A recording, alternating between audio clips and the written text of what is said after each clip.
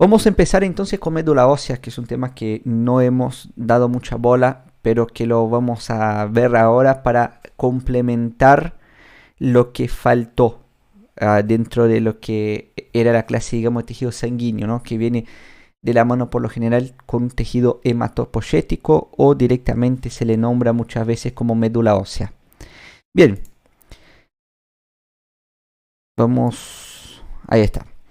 Bueno, médula ósea, ¿no? Acá vemos médula ósea, hematopoiesis. Hematopoiesis es un término que se utiliza, ¿no?, para hacer referencia a un proceso de producción, como vemos, producción y diferenciación de los elementos formes de la sangre, ¿no? Proceso que se produce en lo que llamamos de órganos linfáticos primarios, ¿no? Adentro de los cuales tenemos la médula ósea, ¿no? Y por ejemplo también tenemos al timo, ¿okay? Como son los dos órganos productores, ¿no?, de las células de la sangre.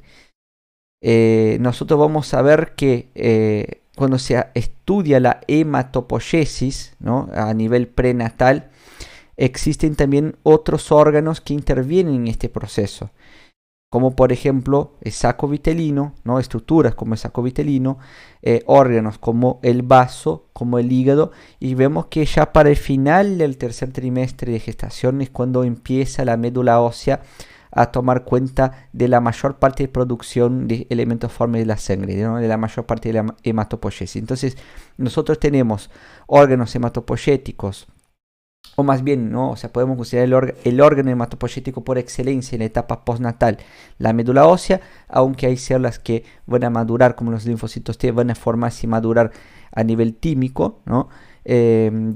Aún así tenemos en la vida prenatal otros varios, digamos, ¿no?, otros varios órganos o estructuras involucradas, ¿no?, como el hígado, como el vaso, como el saco vitelino. Bien. La médula ósea, como vemos, es un órgano, se puede considerar un órgano y no un tejido, aunque este está constituido por un tejido muy especial que es el tejido hematopoyético. Pero se le considera un órgano, dado los distintos componentes que lo componen, ¿no?, que se localiza en el interior de los huesos. Como vemos, tanto en huesos largos como en otros tipos de huesos, como los huesos cortos y planos, adentro de su cavidad medular podemos encontrar lo que llamamos de médula ósea. Como hemos estado mencionando recién, ¿no?, nosotros tenemos adentro de la hematopoiesis, ¿no?, que es un proceso que se produce, que se inicia a nivel embrionario, ¿no?, estructuras como el saco vitelino,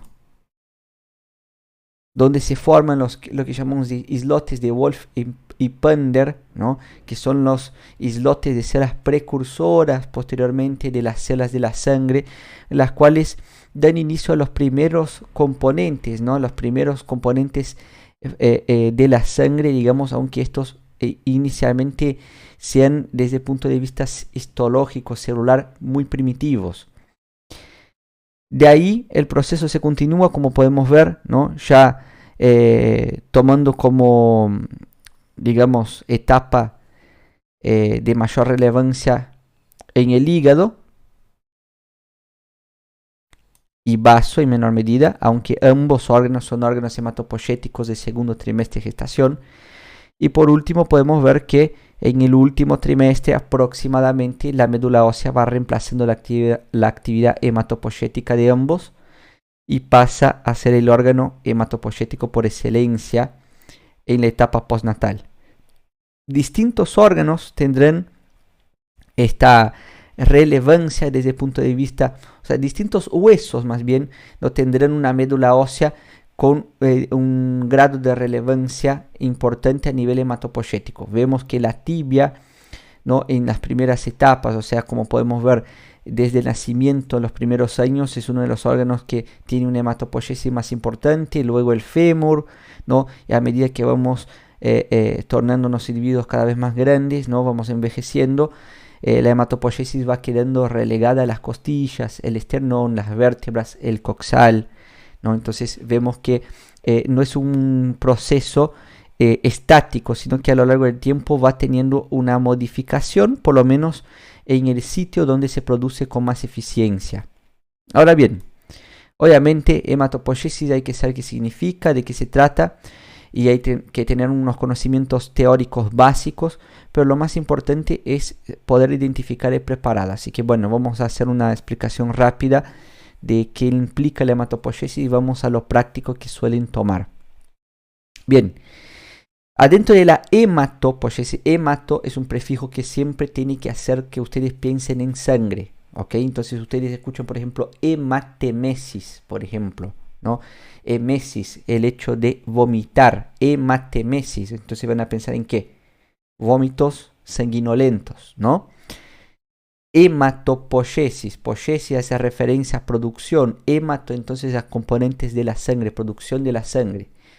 Pero adentro de la sangre, adentro del tejido sanguíneo, como hemos visto, existen varios tipos de células, no solamente un único tipo. O sea, nosotros tenemos los eritrocitos, con lo cual la hematopoiesis abarca la eritropoiesis. Nosotros tenemos los leucocitos, ¿no? Los cuales van a producirse dentro de la leucopoiesis, la cual puede desdoblarse, por ejemplo, en monopoiesis, granulopoiesis o linfopoiesis, o sea, donde se producen monocitos, granulocitos y linfocitos. Y tenemos también, ¿no?, la formación de las plaquetas, la trombopoiesis. Trombo, ¿por qué? Porque plaquetas también se les puede nombrar como trombocitos. Todos estos procesos están adentro de lo que es la hematopoiesis.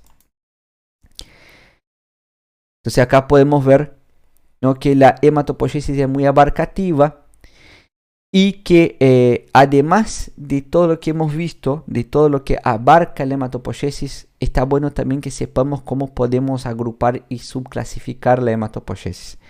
Esta puede tener dos grandes grupos principales. La mielo viene de médula, entonces son procesos de hematopoiesis que se producen a nivel médula. Después tenemos linfopoiesis, son procesos que se producen en órganos linfáticos primarios, como en ese caso del timo, ¿no? La linfopoiesis, formación de linfocitos. La mielo abarca la mono, granulo, trombo y eritropoiesis, o sea, la formación de todos los demás componentes de la sangre.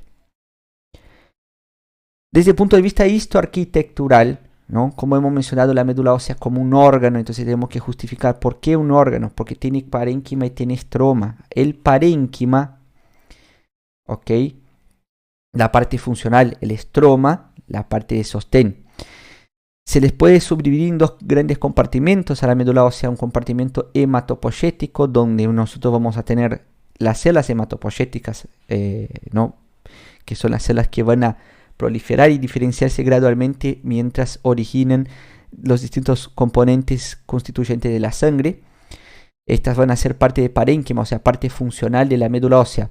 Todo lo demás, ¿no?, el componente reticular, ¿no?, el tejido conectivo reticular que le da sostén, así como también los componentes de compartimento vascular, que a predominio se tratan de sinusoides, capilares sinusoides, esto van a ser parte del estroma. Entonces acá tenemos el parénquima y el estroma de la médula ósea, ¿no? Y podemos incluso no agrupar en parénquima y estroma, podemos agrupar en compartimentos. Lo que importa es que quede ordenado dentro de la explicación de ustedes, ¿no?, o dentro del apunte. Bien, perfecto. Médula ósea, hematopoiesis. Dijimos que hay distintos procesos de hematopoiesis, ¿no? O sea, granulo, mono, linfo. Lo que vamos a ver es que todas estas células tienen un precursor común, que es la célula madre hematopoyética, el stem cell hematopoyética. Una célula que tiene capacidad de autorrenovación, ¿no?, o sea, así como lo hacen las células madre, y que a través de procesos de determinación y diferenciación origina distintos productos, ¿no? O más bien, origina un producto que posteriormente puede seguir madurando, originando distintos precursores y progenitores. Entonces vemos una célula madre hematopoyética. Esta, una vez que experimenta un grado de determinación de más, esta origina como consecuencia un progenitor. Esta ya está determinada o está comprometida con un linaje celular específico. Entonces la célula madre hematopoyética puede, por ejemplo, dar origen a un progenitor vamos a suponer un progenitor mieloide, ¿no? Este progenitor mieloide posteriormente puede originar un progenitor de un linaje más específico adentro del linaje mieloide, ¿no? Y así se forman posteriormente precursores, los cuales terminan de madurar para originar una célula madura. Entonces nosotros vemos que es un proceso gradual que arranca con la célula madre hematopoyética, formando posteriormente progenitores, luego precursores, y cuando estos terminan de madurar a lo largo de los procesos proliferativos, originan la célula madura, que puede ser un eritrocito si hablamos de una eritropoyesis. Como podemos ver, las primeras células no podemos diferenciar morfológicamente con la microscopía clásica, la microscopía de rutina. Para poder hacer una diferenciación de los progenitores y de las células madre hematopoyéticas se requiere estudios como la inmunohistoquímica o citometría de flujo, estudios que nos permiten ubicar moléculas específicas que se expresen solamente en un tipo celular y no en los demás. ¿No? Porque morfológicamente a nivel estructural no se ven grandes diferencias, con lo cual nosotros no vamos a ver células madre hematopoyéticas adentro del preparado de médula ósea, pero sí podemos observar los precursores de los distintos linajes, los cuales sí van a ir teniendo cada vez más características morfológicas parecidas a las que tiene la célula madura, ¿no?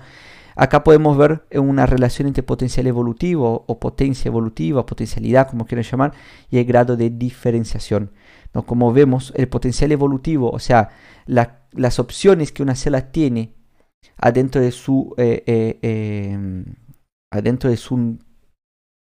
mundo de posibilidades, digamos, o sea, vamos a poner así, la posibilidad de formar distintos linajes que la célula madre hematopoyética tiene es distinta a la capacidad de formar distintos linajes que tiene un progenitor o incluso un precursor.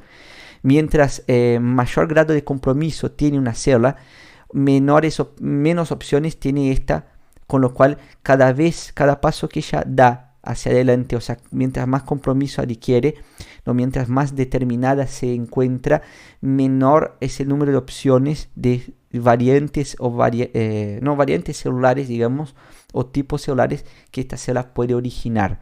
Entonces nosotros vemos que el potencial evolutivo es inversamente proporcional al grado de compromiso o determinación de una célula, que muchas veces se mezcla con el componente que llamamos de diferenciación, pero la diferenciación es simplemente un evento posterior a la determinación. Entonces lo correcto es comparar la potencialidad evolutiva con la determinación, dado que estos sí son componentes que se pueden relacionar.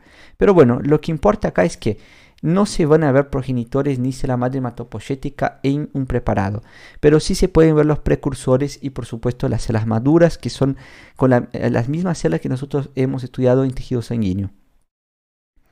Acá podemos ver una imagen que ustedes van a encontrar, por ejemplo, en el ROS, que muestra todo el mapa de derivados, o sea, todos estos tipos celulares ustedes ya conocen: linfocitos, plasmocitos, neutrófilo, mastocito, sinófilo, macrófago, plaqueta, eritrocito, todos estos tipos celulares maduros, todos ya conocemos. Ahora lo que tenemos que conocer es cómo estos se forman, ¿no? Tenemos la célula madre hematopoyética, ¿no? La gran célula madre. Esta, bajo estímulos, puede originar un progenitor linfoide o un progenitor mieloide que llamamos de progenitor común. Mieloide común, no linfoide común. El progenitor linfoide común es el precursor de los linfocitos. Si este está destinado a originar linfocitos T, posteriormente pasará al timo, donde, bueno, este tendrá que pasar por todo un proceso de maduración, ¿no? Capacitación, una serie de eventos regulatorios que van a buscar que el linfocito, prelinfocito o el precursor del linfocito, adquiera las características funcionales del linfocito y pueda actuar sin hacer daño a nuestras propias células, como hemos mencionado cuando estudiamos el timo, ¿no? Va a participar del proceso de capacitación, ¿no? De selección tímica. Nosotros vamos a ver que, por otro lado, puede ser que tengamos un progenitor mieloide común. Este progenitor mieloide ya indica mieloide de médula, ¿no? De médula ósea. Este podrá originar, mientras más compromiso tenga, precursores o más bien progenitores de granulocitos y monocitos por un lado o de megacariocitos y eritrocitos por el otro. Antes se llamaban de CFU, colonias formadoras de, ¿no? Y ahí dependiendo de las letras, por ejemplo CFU-GM, unidad formadora de colonias granulocíticas y monocíticas, por ejemplo. Nosotros teníamos la unidad formadora de colonias megacariocíticas y eritrocíticas. Ahora le llaman como GMP, precursor de monocitos y granulocitos, o progenitor de monocitos y granulocitos. Más bien, es un progenitor. Pero bueno, el progenitor se encuentra acá.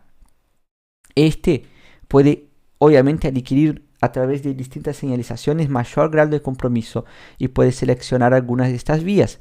Lo que pasa es que cuando una célula se determina a una de estas vías, opciones, no puede volver hacia atrás y no puede arrepentirse. Entonces una vez que se mete en una vía ya está, no puede volver hacia atrás y tiene que evolucionar indefectiblemente en sentido de formar las células producto de esta cascada de procesos de maduración y diferenciación.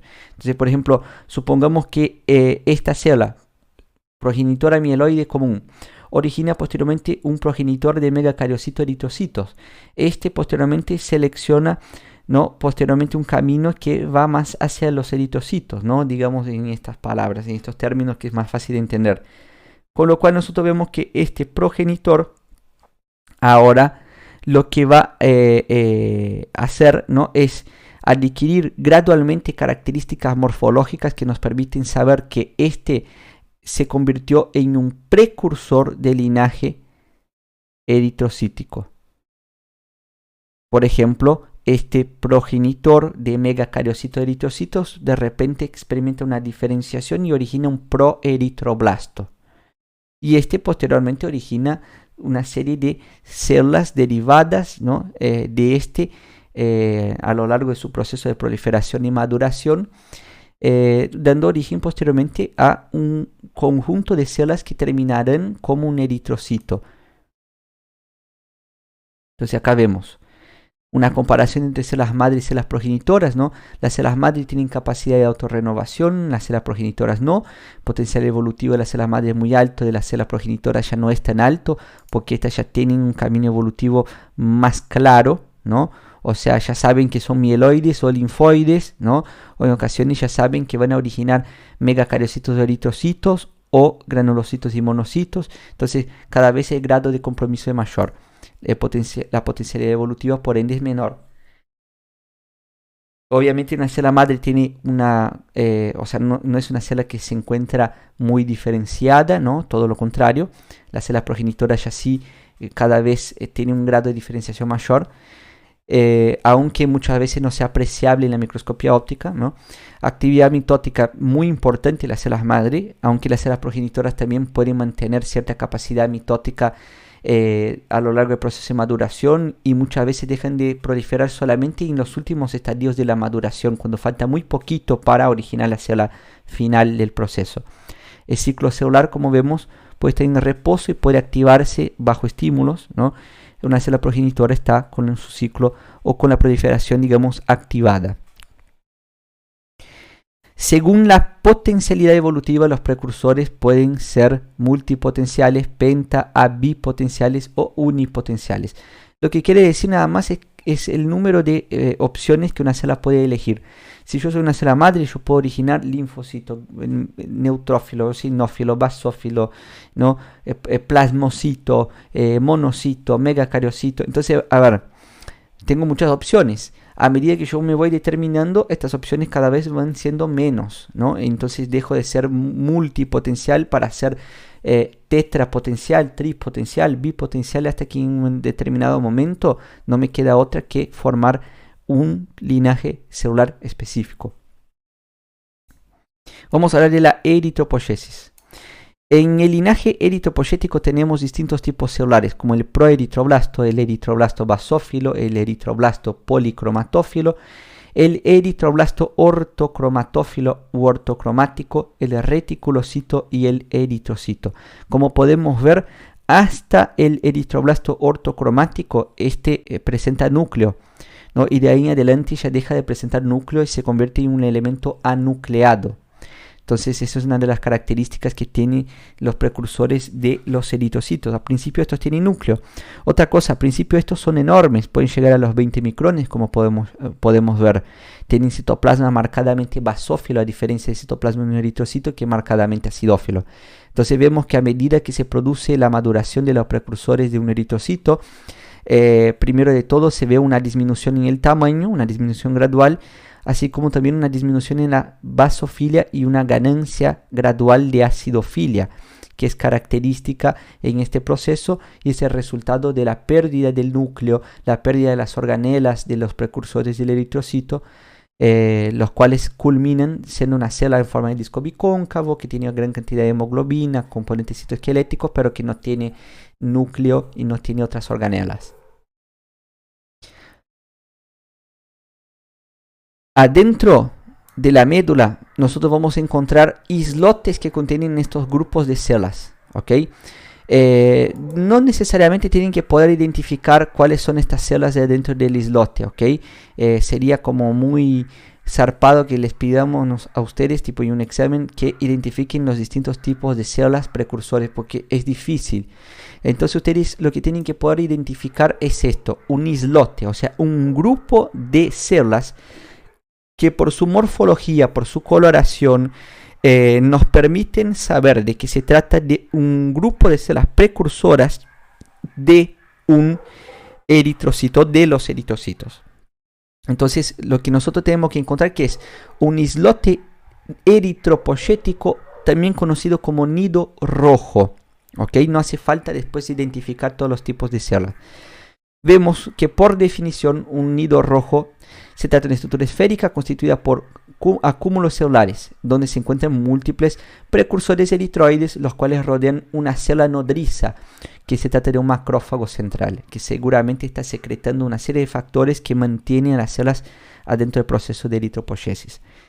Componentes, tenemos un macrófago central que en ocasiones se puede identificar, en ocasiones no. No vayan pensando en el macrófago, vayan pensando en otra cosa. Y obviamente los precursores eritroides, ¿no? Que son todos los componentes que hemos mencionado previamente. Por lo general, los nidos rojos tienen una ubicación cercana a los sinusoides, entonces se suele encontrar a nivel perisinusoidal, ¿ok? A nivel perisinusoidal. Eso es lo que tenemos que saber. Cátedra 2 por lo menos, ¿no? Bien, trombopoyesis. La trombopoyesis ya es un poquito diferente, porque ahí tenemos por lo menos un tipo de célula que suele ser marcada con cierta frecuencia en los preparados de médula ósea. Es una célula muy característica de este preparado.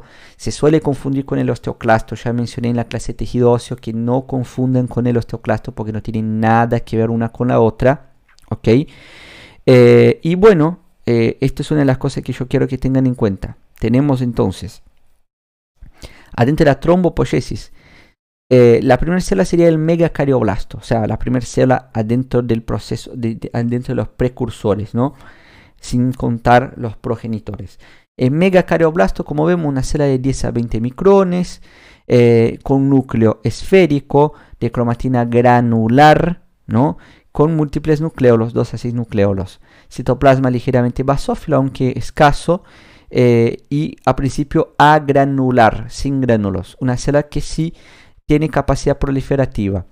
Vemos que una vez que esta célula prolifera, esta célula origina posteriormente como producto los promegacariocitos. Estas células experimentan un grado de diferenciación mayor, entonces, y una vez que se convierten en promegacariocito, nosotros vemos que se trata de una célula muchísimo mayor que megacardioblasto, 15 a 40 micrones.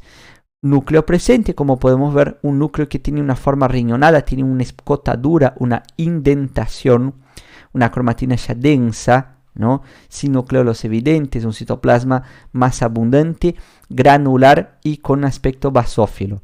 Esta célula ya es una célula que tiene una poliploidía debido a que son células que no pueden proliferar, pero pueden replicar su material genético como si fueran a proliferar adentro de un proceso que llamamos de endomitosis. El promegacariocito entonces va a aumentar su ploidía y va a aumentar su contenido citoplasmático y gradualmente va a dar origen a células gigantes conocidas como megacariocitos, células que pueden extenderse de 20 a 90 micrones en promedio, ¿no? Vemos que son células que tienen un núcleo enorme, multilobulado, no es lo mismo que multinucleado, se confunde con mucha frecuencia. Multilobulado con multinucleado son dos cosas completamente distintas. No, multinucleado es un osteoclasto, multilobulado es el megacariocito. ¿Ok? Múltiples lóbulos. Este núcleo puede tener, como vemos, de 2 a 32 lobulaciones y puede llegar a ser un núcleo 64N. ¿Ok? N, 23 cromosomas, 64N, exacto, así como suena. Puede tener un montón de ploidías adentro de su núcleo. Son células de citoplasma, como vemos, basófilo o acidófilo, depende, ¿no? O sea, depende de varios factores. Nosotros vamos a ver que acá se ve con citoplasma marcadamente basófilo. Si ustedes ven estos megacariocitos, es imposible decir que tiene un citoplasma basófilo. Entonces depende mucho de las granulaciones, ¿no?, que este tiene. El megacariocito, una célula gigante, ¿no?, que da origen al menor elemento forme de la sangre, la plaqueta o trombocito. Este experimenta un proceso de fragmentación en cercanía con los sinusoides de la médula, donde se incorporan fragmentos de citoplasma de megacariocito que son lo que llamamos nosotros de plaquetas, las cuales ya hemos estudiado. Entonces, ¿cuál de las células que tenemos que saber de la trombopoiesis? El megacariocito. Esta es la célula que tenemos que saber porque es recontra importante. Entonces, megacariocito. Ubicación perisinusoidal, como yo les dije, cercana a los sinusoides porque está formando las plaquetas, las cuales ya directamente son lanzadas al torrente sanguíneo. Como vemos, ¿no?, son células esféricas o ovoides de 20 a 90 micrones de diámetro, enormes, grandísimas células con núcleo multilobulado, cromatina densa, pueden llegar a una ploidía de 64N, citoplasma puede encontrarse frecuentemente acidófilo, en ocasiones puede tener otras características citoplasmáticas justamente, ¿no?, en condiciones que dependen obviamente de sus granulaciones, entre otras cosas. Eso es lo que tienen que saber para cátedra 2. ¿Cuál es la función? Formación de plaquetas, exactamente. Bueno, hablemos de la granulopoiesis. Granulopoiesis, formación de los granulocitos. Y adentro de la formación de los granulocitos tenemos la formación del neutrófilo como principal ejemplo y la que tenemos que saber. Granulopoiesis, tenemos distintos componentes: mieloblasto, promielocito, mielocito neutrófilo, ¿no?, metamielocito neutrófilo, granulocito en banda, granulocito neutrófilo. Bien, mieloblasto, promielocito, son células que permiten identificar si son originarias de un neutrófilo o de un eosinófilo. Todavía no. ¿Por qué? Porque solamente a nivel de mielocito se producen los gránulos específicos que nos permitirían posteriormente reconocer la estirpe del precursor que se está analizando ahora. Entonces, si tiene gránulos marcadamente acidófilos, probablemente es un precursor de un eosinófilo, no un mielocito eosinófilo, sino estamos hablando de un mielocito neutrófilo. El mielocito neutrófilo todavía tiene un núcleo, como ustedes pueden ver, ovoide y excéntrico, ¿no?, el cual gradualmente, a medida que este madura y se diferencia, adquiere una escotadura, y cuando vemos este núcleo arriñonado con una única escotadura y una ubicación, digamos, excéntrica, tenemos una de las células que tenemos que poder encontrar en el preparado, que es el metamielocito. Esta es la celulita que nos piden marcar muchas veces cuando se habla de granulopoiesis, ¿no?, que se produce a nivel de lo que llamamos de nidos blancos, que son el otro tipo de nido que vamos a encontrar en los preparados. El metamielocito, según la coloración de su citoplasma, podemos decir si es un metamielocito neutrófilo o eosinófilo, porque este ya tiene gránulos específicos, ¿no? Pero lo que más llama la atención es la presencia de un núcleo que tiene una escotadura, pero todavía no tan profunda. Cuando la escotadura es muy profunda, como podemos ver acá, estamos frente a una célula en banda, un granulocito en banda. Si los gránulos de citoplasma corresponden, diremos que se trata de un neutrófilo en banda. Y obviamente estos neutrófilos en banda, o estas células en banda o granulocitos en banda, van a madurar, su núcleo adquirirá gradualmente un mayor número de lobulaciones y vamos a poder ver después células que tienen 2 a 3, 2 a 5, 2 a 4, algunos dicen 3 a 5 lobulaciones, ¿no? Unidas por puentes delgados de cromatina. Esto es lo que se espera ver en un granulocito neutrófilo maduro. Y en ocasiones vemos que las lobulaciones no están todavía muy bien hechas. Puede tratarse de una célula que todavía no terminó de madurar completamente, un granulocito en banda. La granulopoiesis se produce en los nidos blancos, donde podemos encontrar estas dos células que yo les mencioné, metamielocitos y los granulocitos en banda o encallado. Sepan que se trata de células de dimensiones muy parecidas y que lo que se ve de diferente de una de otra es que una tiene el núcleo bien en forma de herradura y la otra tiene un núcleo más que nada riñonado, ¿ok? Además, ¿no? Los nidos blancos pueden tener dos estadios muy fáciles de identificar. Pueden ser inmaduros o pueden ser maduros. Inmaduros son aquellos que nosotros al mirar no encontramos células en banda, no encontramos células encalladas. ¿Por qué? Porque está repleto de precursores que todavía no han llegado al grado de maduración de un metamielocito o de una célula en banda. Entonces todavía les falta madurar y por eso los núcleos no se ven con las características que hemos mencionado. En un nido blanco maduro, yo lo que puedo encontrar son múltiples células que tienen el núcleo característico que hemos mencionado, donde se ve claramente, ¿no?, la escotadura formando un núcleo riñonado en las células que llamamos metamielocitos y un núcleo con una escotadura más pronunciada, ¿no?, en las células que llamamos de células en banda o encallado.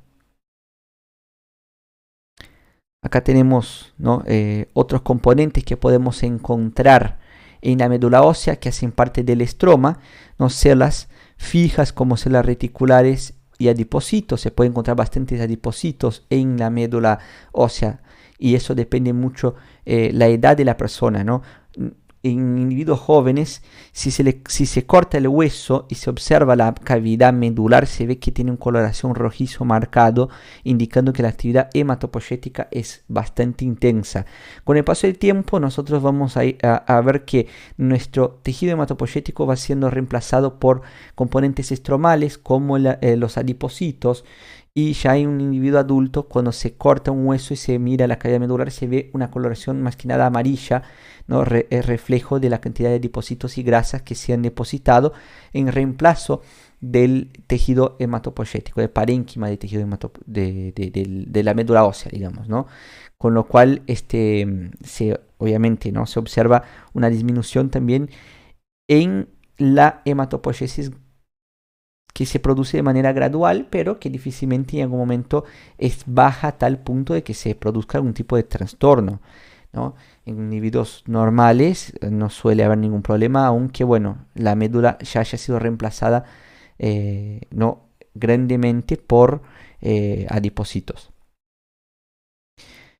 Bien, otros componentes importantes son los sinusoides, pero los sinusoides ya sabemos de qué se trata, son vasos de trayecto tortuoso, ¿no?, con paredes discontinuas, con amplias comunicaciones con el entorno.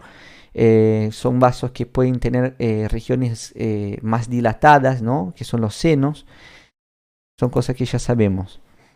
Y muchas veces en los estudios de hematoxilina y eosina se ven colapsados.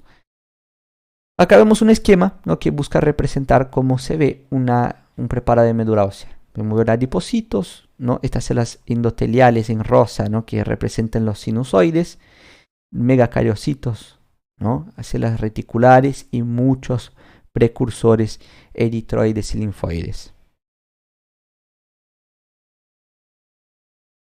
Vamos a ver los preparados. Acá podemos ver una médula ósea que tiene abundante células adiposas. Todos estos espacios, todos estos circulitos que ustedes están viendo ópticamente negativos, células adiposas, adipocitos. Entre los adipocitos vemos abundante celularidad que representa, ¿no?, a los nidos, ¿no? Tanto de la serie blanca cuanto de la serie roja, ¿no? O nidos blancos o nidos rojos. Los nidos rojos, ¿no?, se ven constituidos por lo general por células que tienen una basofilia muy marcada, ¿no? Y en ocasiones en la periferia de los nidos se puede ver los eritrocitos formándose, ¿no? Pero tenemos que poder identificar a los nidos rojos como grupos, ¿no?, conjuntos esféricos de células donde hay gran cantidad de elementos intensamente basófilos. La serie blanca ya tiene, ¿no?, componentes que también tienen una basofilia marcada, pero no pueden, o sea, tienen distinta morfología y los núcleos tienen una morfología cada vez más distinta, ¿no? Si se hablan de nidos blancos maduros, más fácil identificarlos todavía. Y ni que hablar los megacariocitos, que son células recontra llamativas del preparado. Acá estamos viendo lo que puede ser un megacariocito a la derecha. Células adiposas, 3 células adiposas, cerquitas a lo que puede ser por la morfología de los núcleos un nido blanco, y por la morfología de los núcleos, ¿no?, porque hay un montón de células en banda y metamielocitos, estamos hablando entonces de un nido blanco maduro.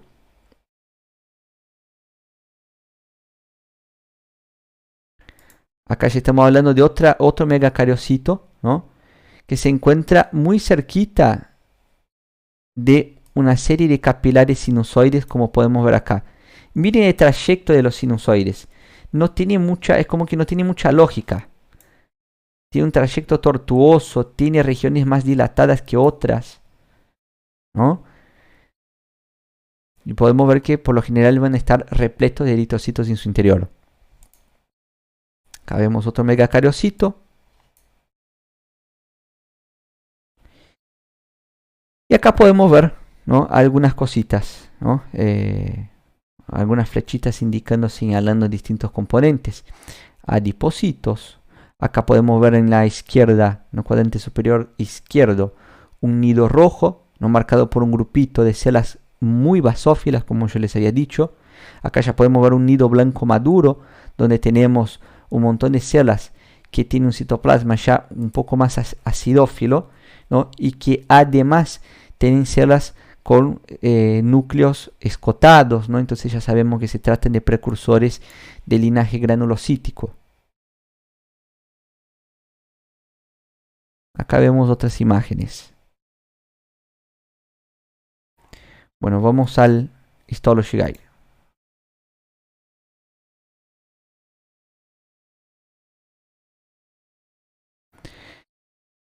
Acá vemos hematopoiesis, médula ósea. Y acá encontramos un preparado, ¿no?, que se ve más o menos de esta manera.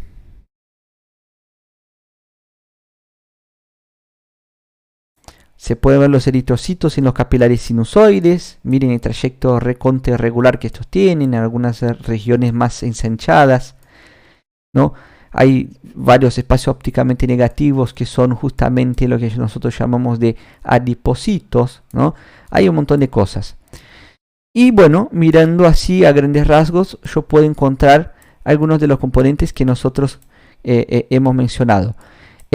A simple vista, ¿no?, a simple vista, digamos, con un aumento de seco débil como ese que estamos utilizando ahora, ya se puede ver células grandes que llaman mucho la atención y que podemos sospechar que se tratan de megacariocitos. Entonces damos un mayor aumento y vemos una gran célula esférica o ovoide con un núcleo bastante irregular, ¿no?, debido a la gran cantidad de lobulaciones que este puede presentar, ¿no?, y que ya podemos ver que por su tamaño, su núcleo, su cercanía a los sinusoides, fíjense, está re cerquita de un sinusoide, ya podemos saber que se trata de un megacariocito.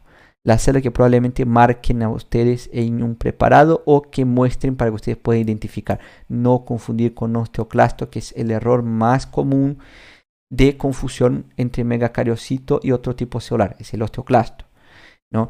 ¿Qué otro preparado confunde mucho con médula ósea? Paratiroides. Confunden un montón, porque a grandes rasgos, ¿no? Yo les voy a mostrar, a grandes rasgos puede generar alguna confusión. Vamos a buscar acá, glándulas endocrinas. Paratiroides. Pongamos, miren, con un seco, no, con un lente de campo, con un objetivo de campo, yo veo esto, ¿no? Veo esto. ¿Es confundible? ¿Se puede confundir de esta manera? Mirándolo así. ¿No? Da para confusión, ¿no? Entonces, obviamente ellos no van a poner estas dos imágenes y pedir que ustedes hagan el diagnóstico. Pero probablemente van a dar mayor grado de detalle. Por ejemplo, van a mostrar, ¿no? Con un seco fuerte probablemente. Ustedes van a ver que hay gran cantidad de células que presentan una homogeneidad y que cuando se compara a gran aumento son dos cosas completamente diferentes. Acá no vemos homogeneidad celular, vemos una enorme variedad celular, una gran heterogeneidad celular. Acá yo veo una homogeneidad celular. Entonces, a grandes rasgos me confundo, ¿no? Pero cuando doy el mejor aumento que puedo dar, ¿no? El mayor aumento que puedo dar, ¿qué es lo que veo? Homogeneidad celular, heterogeneidad celular, células gigantes, como son los megacariocitos. Ya sé que no puede ser paratiroides. Entonces, les aviso porque suelen confundir y como ustedes van a rendir un rondín, obviamente esta confusión es una confusión bastante posible. Bien, tranqui. Vamos a encontrar un nido rojo y un nido blanco. Yo acá veo componentes marcadamente basófilos. Este podría ser un nido, considerado un pequeño nido rojo, cerca de un capilar sinusoide. Acá ya veo células con núcleo escotado y probablemente entonces ya estoy en relación con un nido blanco, en especial un nido blanco maduro.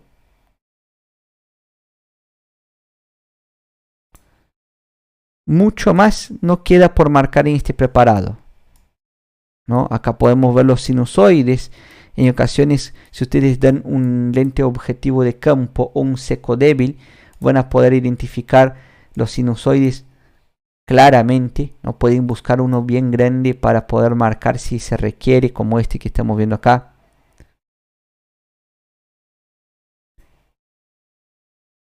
Y donde ustedes vayan van a encontrar distintos nidos, como el que estamos viendo acá, nido rojo.